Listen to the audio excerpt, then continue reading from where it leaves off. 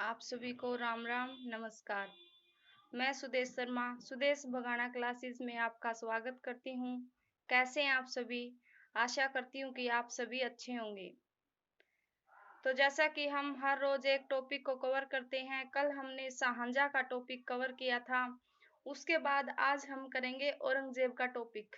ठीक है, मैं उम्मीद करती हूँ कि आपको कल वाला टॉपिक समझ में आ गया होगा और अच्छा होगा कि आप अपनी कॉपी और पेन साथ में लेकर बैठें, जिससे कि जो मैं इम्पोर्टेंट बातें आपको बताऊं वो आप अपनी नोटबुक में नोट कर लें। और यदि आपको मेरी वीडियो पसंद आए तो उसे लाइक जरूर करना, चैनल को सब्सक्राइब कर लेना, क्योंकि सीटेट और एचटेट और जीके के लिए मेरी वीडियो बहुत ही महत्वपूर्ण सिद्ध होंगी। तो आइए आज हम औरंगजेब के विषय में चर्चा करते हैं। औरंगजेब का समय है ना 1658 से 1658 से लेके 1707 ईस्वी तक माना जाता है। ठीक है, और इनका जन्म है ना 24 अक्टूबर 1618 को दोहाद नामक स्थान पर हुआ था, जो कि गुजरात में है। देखो, ये 1618 में इनका जन्म हुआ, लेकिन 1658 में इनको क्या मिला था? राज्य मिला था। इसलिए जो इनका समय काल है ना, शासन काल, वो माना जाता है 1658 से लेके 1707 ईस्वी तक। फिर क्या हुआ? जो औरंगजेब का जो अधिकांश समय है ना अपनी दादी के पास बीता था। इनकी दादी कौन थी? नूरजहां। यानी कि ज्यादातर समय इनका किसके पास बीता था? नूरजहां के पास। फिर इन्होंने 18 मई 1637 को फारस के राजघराने की दिलरास बानो बेगम से निकाह किया, यानी इनका निकाह हो गया। जैसे कि हमारी शादी होती है तो इनका निकाह हुआ था। कब हुआ था? 18 मई 1637 में दिलरास बानो बेगम के साथ, जो कि फारस के राजघराने की थी। औरंगजेब के गुरु का नाम था मीर मुहम्मद हकीम। क्या नाम था? मीर मुहम्मद हकीम इनके गुरु का नाम था। और जो जजिया कर पहले समाप्त कर दिया गया था ना, मैंने अपनी पिछली वीडियो में बताया है कि जजिया कर किसने समाप्त किया था। आप भी उसको कमेंट में बताना। उस जजिया कर को 1679 में औरंगजेब ने पुनः लगा दिया। ठीक है, फिर क्या हुआ? औरंगजेब ने बीबी का मकबरे का निर्माण करवाया 1679 में ही। और ये कहां पर है? औरंगाबाद, यानी कि महाराष्ट्र में है। फिर देखो, औरंगजेब ही जो मुगल साम्राज्य का ना अंतिम शासक माना जाता है। यानी कि इसके बाद इन पर मराठों ने क्या कर दिया था? विद्रोह कर दिया था मराठों ने, शिवाजी ने। ठीक है, पहले तो इन्होंने क्या किया? शिवाजी को कैद कर लिया था। ठीक है, फिर शिवाजी इनसे छूटकर स्वतंत्र हो गए थे और फिर उन्होंने क्या किया? अपने आप को स्वतंत्र कर लिया था। तो चलिए हम थोड़ा सा शिवाजी के विषय में भी पढ़ लेते हैं।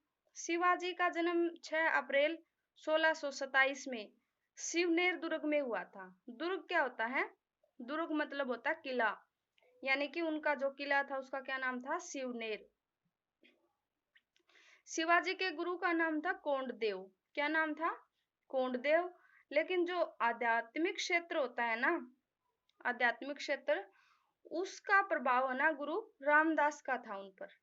यानी कि जो मैन गुरु थे वो तो कोंडदेव थे और जो आध्यात्मिक गुरु थे वो रामदास थे।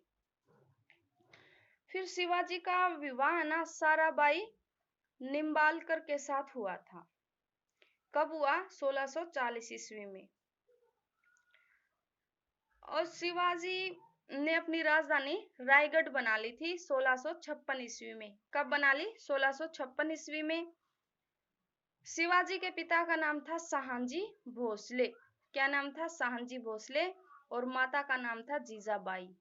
माता का क्या नाम था? जीजाबाई। और शिवाजी ने ना सूरत को 2 बार लूटा था, 1664 और 1670 ईस्वी में। पुरंदर की संधि हुई थी 1665 में, और ये किस किस के बीच हुई थी? महाराजा जयसिंह एवं शिवाजी के मध्य संपन्न हुई थी। ये संधि बहुत ही इंपॉर्टेंट है और कई बार पूछ ली जाती है कि पुरंदर की संधि कब और किसके बीच हुई थी? ये हुई थी 1665 ईस्वी में और महाराजा जयसिंह और शिवाजी के बीच हुई थी।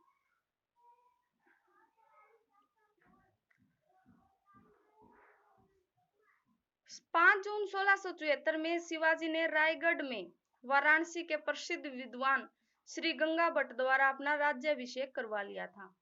यानी राज्याभिषेक क्या होता है कि वो गद्दी पर बैठ गया था, अपना राज तिलक करवा लिया था। कब करवा लिया था?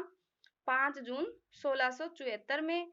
और किसके द्वारा करवाया था? श्री गंगा भट्ट विद्वान के द्वारा। फिर शिवाजी को ना औरंगजेब ने मई में 1666 में कैद कर लिया। और कैद करने के बाद 16 अगस्त को तो शिवाजी वहां से भाग निकले थे। कब निकले थे? 16 अगस्त 1666 में। जब ये मराठे है ना, इनके पास अपने जो सेवाएं लेके गई थी, तो इन्होंने इनका अपमान कर दिया था। और फिर उनसे उस अपमान से लज्जित होकर इन्होंने मुगलों के विरुद्ध क्या कर दिया था? विद्रोह आरंभ कर दिया था। और फिर क्या हुआ कि बहुत सारे जो किसान थे ना, उन्होंने भी इनका विद्रोह कर दिया था, मुगलों का। और फिर शिवाजी का ना 53 वर्ष की आयु में 3 अप्रैल 1680 को मृत्यु हो गई शिवाजी की। और ये थोड़ी सी मुगलों के विषय में भी हम जान लेते हैं। जो ये मुगल है ना, ये ज्येष्ठाधिकार में यानी कि ज्येष्ठ पुत्र ही हमारा राजा होगा, इस में विश्वास नहीं रखते थे। ये मानते थे कि हमारा राज्य जितना होगा उसका सभी पुत्रों में बंटवारा किया जाएगा। और फिर बंटवारे का क्या होता था? आपस में पुत्र ही लड़ते थे और अपने पिता को कैद कर लेते थे। ऐसे इनका चलता था। जब मुगल शक्तिशाली हो गए ना, तो अन्य शासकों ने भी मुगलों की सत्ता को स्वीकार कर लिया था। और राजपूत है ना, इसका अच्छा उदाहरण है, क्योंकि राजपूतों की जो इन्होंने राजपूतों के साथ अपने वैवाहिक संबंध भी बना लिए थे। यानी कि राजपूतों की कन्याओं को अपनी बेगम बना लिया था। और सिसोदिया राजपूत लंबे समय तक मुगलों की सत्ता को स्वीकार नहीं कर रहा था, परंतु जब वे हारे तो उन्हें मुगलों के साथ क्या किया? फिर जब मुगलों ने उनको हरा दिया ना, तो मुगलों ने फिर उनके साथ अच्छा व्यवहार नहीं किया, अच्छा व्यवहार किया।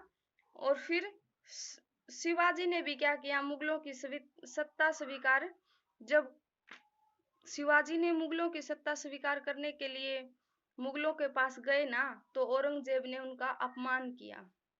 और उससे वो लोग भड़क गए और उन्होंने फिर क्या कर दिया? विद्रोह कर दिया। और बहुत सारे जो ये जाट और जमींदार थे ना, इन्होंने मुगलों का ज्यादा विद्रोह किया था। फिर कुछ पद हैं, उनके विषय में हम पढ़ लेते हैं। एक होता मनसबदार, ठीक है। ये ज्यादातर है ना तुर्की यानी कि तुरानी लोग ही थे मनसबदार, परंतु बाद में अन्य समूहों को भी शामिल कर लिया गया। फिर मुगलों की जो सेवा करने वाले नौकरशाह ना, वही मनसबदार कहलाए। कौन कहलाए मनसबदार? जो मुगलों की सेवा करते थे, जो मुगलों के नौकर थे, वही मनसबदार कहलाए। और मनसब ऐसे व्यक्ति होते थे जिन्हें यानी कि सरकारी पद मिला हो, उन्हीं को मनसब कहा गया था। और मुगलों की श्रेणी व्यवस्था में 3 प्रकार के पद थे, यानी कि 3 प्रकार की श्रेणी व्यवस्था थी। नंबर 1 पद, नंबर 2 वेतन और नंबर 3 सैन्य उत्तरदायित्व। पद और वेतन का निर्धारण जात पर होता था, यानी कि जात की संख्या पर पद और वेतन का निर्धारण होता था। पीछे वीडियो में मैंने बताया है कि जात कितने लोगों की एक जात होती है। और अकबर के समय में इस जात की संख्या बहुत अधिक थी, लेकिन औरंगजेब के समय में ये जातों की संख्या बहुत कम रह गई थी। अभिजात का पद और वेतन उतना ही अधिक होता था जितना कि उनके पास सैन्य जो उत्तराधिकार होते हैं ना, सेना के प्रति जो अधिकार होते हैं, जितने उनको सौंपे गए थे उतने ही उनके बड़े पद होते थे। और इनका कार्य क्या होता था, मनसबदारों का और ये जो अभिजात है, इनका कार्य क्या होता था, ये है ना अपने सैनिकों से घोड़े दगवाते थे और उनका पंजीकरण करवाते थे। जैसे देखो उस टाइम पे क्या होता था, घोड़े ही यातायात का या युद्ध करने का माध्यम होते थे। जैसे अब गाड़ियों की नंबर प्लेट, आरसी वगैरह बनती है ना, ऐसे ही घोड़े तैयार करते थे ना, तो उन पर इनको प्लस पॉइंट मिलते थे।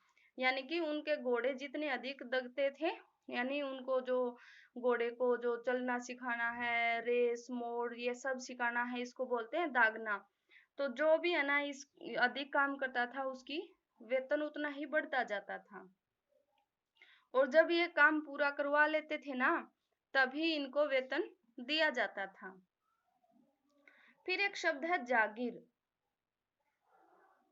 जागीर वह भूमि है जिस पर मनसबदार अपना वेतन एकत्रित करते थे और जो किसके समान था, इक्ताओं के समान था। ठीक है, इक्ताओं के विषय में भी मैंने अपने पिछले वीडियो में बताया है।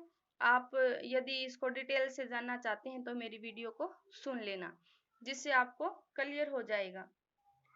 यानी कि जागीर क्या होती थी, जागीर वो होती थी जहां पर मनसबदार अपना वेतन एकत्रित करते थे और ये वेतन इक्ताओं के समान थी। फिर जो ये मनसबदार है ना, किसी भी प्रशासनिक कार्य में नहीं होते थे और इनके नौकर ही इनके लिए जो राजस्व है वो इकट्ठा करके लाते थे और ये किसी अन्य भाग में सेवारत होते थे। ठीक है, यानी कि ये राज्य में किसी भी प्रशासनिक पद पर नहीं होते थे और इनके जो नौकर होते थे वो इनका राजस्व इकट्ठा करते थे और ये किसी अन्य क्षेत्र में किसी पद पर होते थे। मुगलों की मुख्य आमदनी किसानों से ही होती थी और मुगल काल में कोई भी मुखिया सरदार होता था, यानी कि कोई भी सरदार हो या मुखिया हो, परंतु मुगल उनके लिए सिर्फ एक ही शब्द प्रयोग करते थे और वो शब्द था जमींदार। यानी कि उनके क्षेत्र में चाहे कोई जमींदार हो या कोई सरदार हो, लेकिन वे सबके लिए एक ही शब्द प्रयोग करते थे और वो शब्द था जमींदार। ये आप आज हमने जितना किया है आप इसको कर लेना। चलो एक बार हम मोटा मोटा बता देते हैं आपको। हमने पढ़ा औरंगजेब के विषय में।